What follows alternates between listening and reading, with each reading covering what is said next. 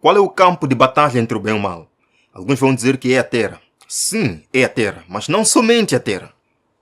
A nossa mente acima de tudo. Neste grande conflito existe Cristo de um lado, como o governante do bem, e Satanás como o governante do mal. Estes dois, cada um deles tem o seu próprio método de trabalhar, levando a mente humana para o lado de Cristo ou para o lado de Satanás. Irmãos, no livro Caminho a Cristo, Ellen White nos diz que Cristo é a fonte de todo bom impulso. Em outras palavras, tudo que nós fazemos de bom, tudo que nós pensamos, raciocinamos e imaginamos de bom, provém de Cristo em nós. Ele opera isso em nós. Amém? Mas agora, Satanás procura continuamente impressionar e controlar a mente também. E ninguém estará salvo a não ser que tenha uma constante ligação com Deus. Cristo inspira em nós pensamentos puros, palavras puras, imaginações puras, vida pura. Por outro lado, Satanás tenta controlar a nossa mente. E ninguém pode estar salvo sem uma ligação constante e direta com Deus. Vejam mais uma passagem. Há unicamente dois poderes que dominam a mente dos homens. Quais são? O poder de Deus e o poder de Satanás. A batalha, irmãos, é pela mente humana. Cada um destes atores, Cristo de um lado, Satanás do outro lado, tem seu próprio método de trabalhar. Qual é o método de Cristo para cuidar da mente humana ou para manter a mente humana sã até a salvação? E qual é o método de Satanás para capturar a mente humana levando a um caminho descendente à perdição? Vamos começar com a maneira como Deus trabalha com a mente humana. No livro de Isaías, capítulo 1, verso 18, a palavra de Deus nos diz: vinde, pois, e arrazoemos. O que é arrazoar? É fundamentar com razões. Irmãos, Deus está nos convidando a ir até Ele e debater. Deus nos convida a sentar. Deus nos convida a fazer todas as perguntas que nós desejamos fazer a Ele. Deus nos convida a um relacionamento mais profundo com Ele. A expor todas as nossas dúvidas, todas as nossas inquietações a Ele. Vinde e arrazoemos. Não só. Provérbios capítulo 23, verso 26 nos diz: dá-me, filho meu, o teu coração, e os teus olhos observem os meus caminhos. Então, como é que Deus trabalha? Deus começa com o coração. Ele pede primeiro o coração do ser humano. Deus não invade nossa mente, meus irmãos. Deus não invade nossa vontade. Deus não captura a nossa vontade. Ele pede, em primeiro lugar, o coração. Deixa-me vos dizer, amigos. Deixa-me vos dizer. Muitos de nós, como cristãos, estamos vivendo em batalhas terríveis contra vícios.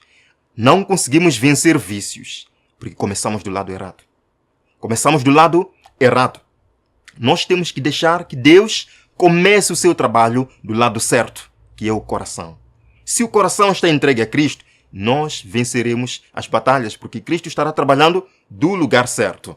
Vejam aqui no livro Conselhos sobre Regime Alimentar, página 35, Ellen White diz que o plano de Deus para vós é começar na própria sede de todas as dificuldades. Queridos irmãos, qual é a sede de toda dificuldade? Muitos buscam começar do lado de fora.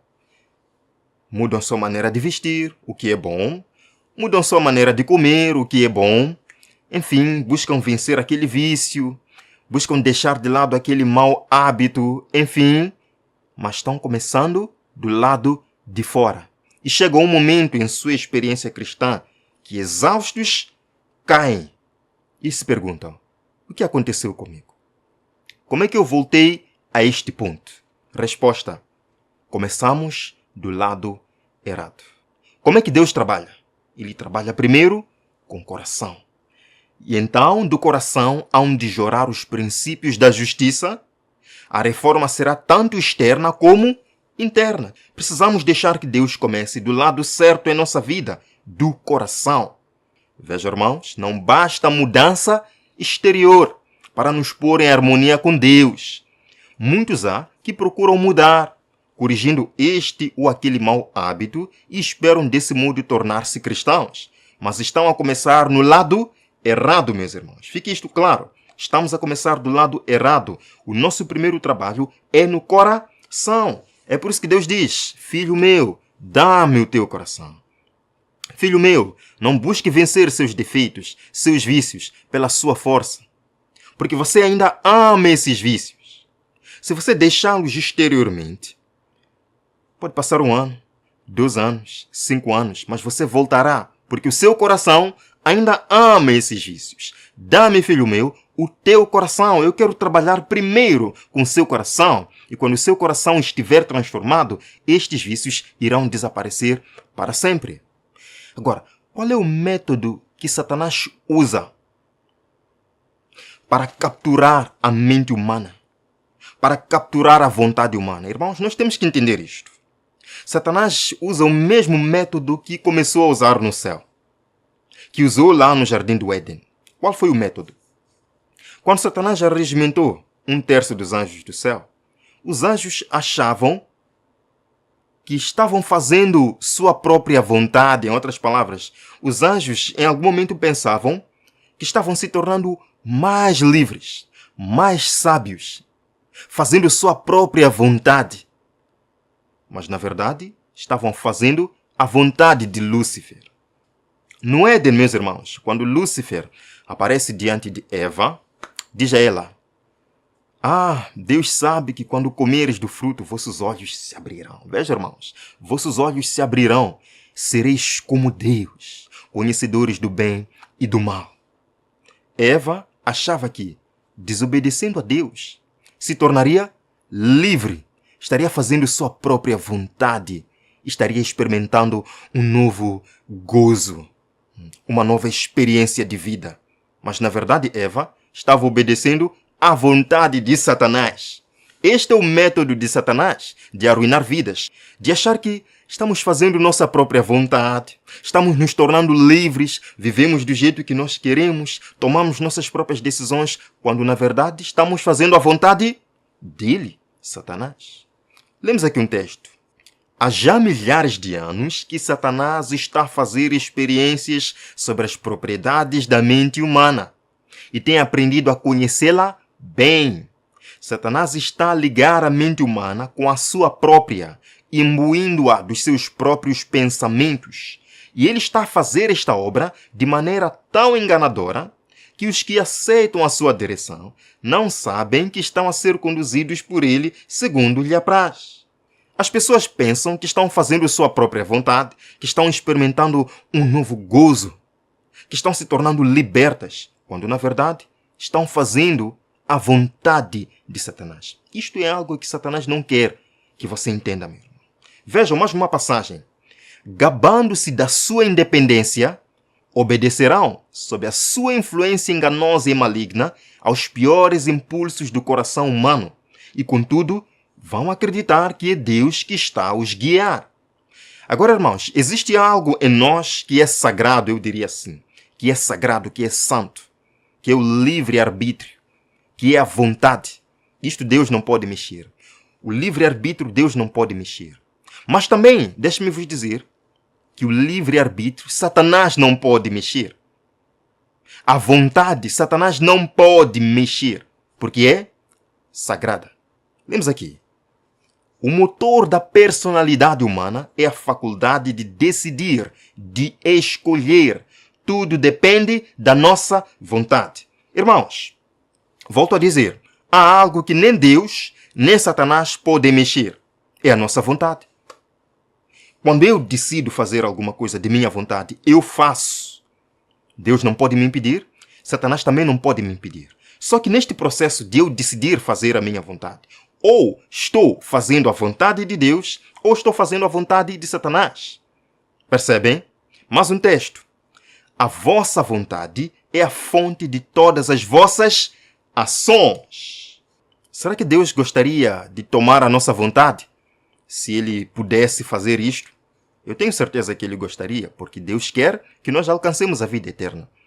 Deus quer que nós enxerguemos o celestial. e nos desprendamos de tudo o que é mundano. Deus gostaria sim de tomar nossa vontade e fazermos o que é correto. Mas Deus não faz isso. Deus usa o coração para atrair você. Ele trabalha no seu interior de tal forma que tudo que você faça seja da vontade dele. E a vontade de Deus sempre é perfeita. A vontade de Deus nos leva à vida eterna. Mas fica claro que Deus não nos obriga a fazer a vontade dele. Satanás também não pode nos obrigar a fazer a vontade dele. Satanás não pode nos obrigar a pecar. O que ele faz? Ele faz-nos pensar que fazendo o errado, fazendo a vontade errada, estamos experimentando a maior liberdade. Quando, na verdade, estamos fazendo a própria vontade dele, Satanás. E eu agora quero vos contar um dos maiores segredos de Satanás. Vejam aqui. O tentador jamais poderá forçar-nos a praticar o mal.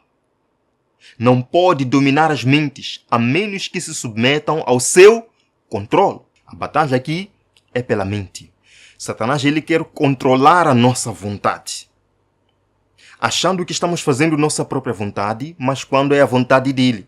Deus, ele não controla a nossa vontade. Ele diz: filho meu, dá-me a sua vontade. Filho meu, dá-me o seu coração. Filho meu, venha, sente-se comigo, vamos conversar, vamos arrazoar.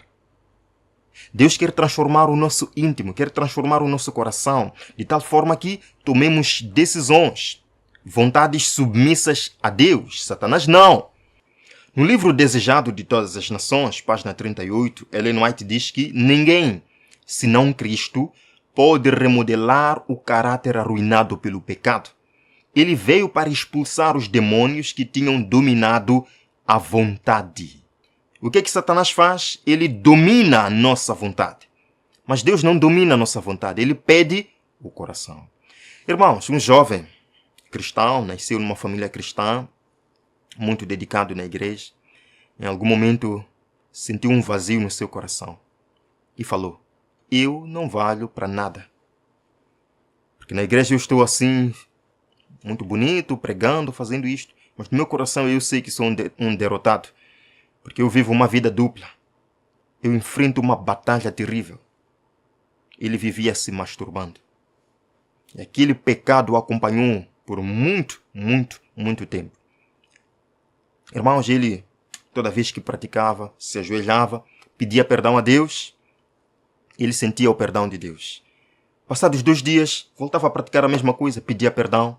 Agora eu quero vos dizer que esta situação de queda constante no mesmo pecado é um sintoma de uma vontade não rendida. Nós temos vontade de continuar a pecar. Aquele jovem tinha vontade de continuar a se masturbar. E o inimigo captura essa nossa vontade para os seus próprios fins, nos fazendo cair constantemente. E o que Deus pede nesse contexto? Filho meu, eu não posso tomar sua vontade. Dá-me o seu coração. Cristo trabalha no interior. Irmãos, aquele jovem levantou-se um dia e disse: Jesus, eu não consigo vencer pelas minhas próprias forças. Já fazem anos que eu estou vivendo neste pecado e todos os dias pedindo perdão, praticando a mesma coisa. Jesus, eu preciso de um milagre. Aquele jovem realmente entendeu que andava longe de Deus, que ele começava do lado errado. Ele começava com o exterior. Toda vez que praticava masturbação, ia confessar o seu pecado e achava que tudo passou, ia tomar um banho, colocar um perfume, pegava a Bíblia, enfim. Mas o coração é que tinha problema. E ele disse: Senhor, hoje eu não vou mais tomar banho. Senhor, eu venho assim como estou. Eu venho assim como estou. Trabalha no meu coração. E Cristo começou a trabalhar do lugar certo, do coração. Aquele jovem conseguiu vencer este vício terrível. Por quê? Porque permitiu que Cristo trabalhasse no coração. Cristo libertou os demônios da vida daquele jovem que haviam dominado a sua vontade. E ele entregou sua vontade submissa e cativa a Jesus Cristo. Irmãos, nós lemos: quando abandonarem a vossa própria vontade, a vossa própria sabedoria e aprenderem aos pés de Cristo, acharão entrada no reino de Deus. Temos que entregar a nossa vontade nas mãos de Deus. Temos que permitir que Cristo trabalhe em nós, começando do lugar certo, que é o coração. Porque, irmãos, enquanto não entregarmos o nosso coração a Jesus, nós podemos até achar que estamos deixando os velhos hábitos, estamos mudando o nosso estilo de vida, estamos mudando o nosso vestuário, porque ouvimos uma boa mensagem, mas se não é de coração que nós estamos fazendo isso, se não é Cristo trabalhando no nosso coração para fazer isto, nós não iremos chegar a lugar nenhum. Dá-me, filho meu, o teu coração. Dá-me, filho meu, a sua vontade. Deus nos pede a nossa vontade. E quando Ele toma a nossa vontade, nós seremos realmente felizes. Irmãos, vamos nos desprender das garras de Satanás. Vamos entregar nossa vontade a Jesus Cristo. E nós viveremos um cristianismo verdadeiro. Viveremos um cristianismo vitorioso. Que as bênçãos de Cristo habitem no coração de cada um de nós. Que esta mensagem encontre um espaço na nossa vida prática. Venham comigo nesta oração. Obrigado, Jesus Cristo, por sua palavra. Obrigado porque hoje nós entendemos que existe uma batalha pela vontade.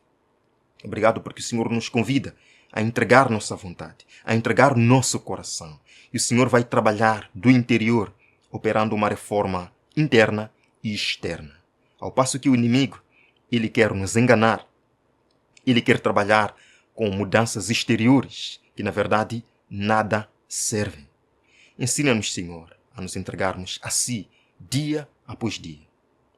Guarda-nos até o fim e permita com que nos encontremos em mais um vídeo aqui no nosso canal para estudarmos a Sua Palavra. Em nome de Jesus. Amém. Meus irmãos, que a paz de Cristo esteja com todos nós. Nos veremos, de fato, no nosso próximo vídeo. Até breve.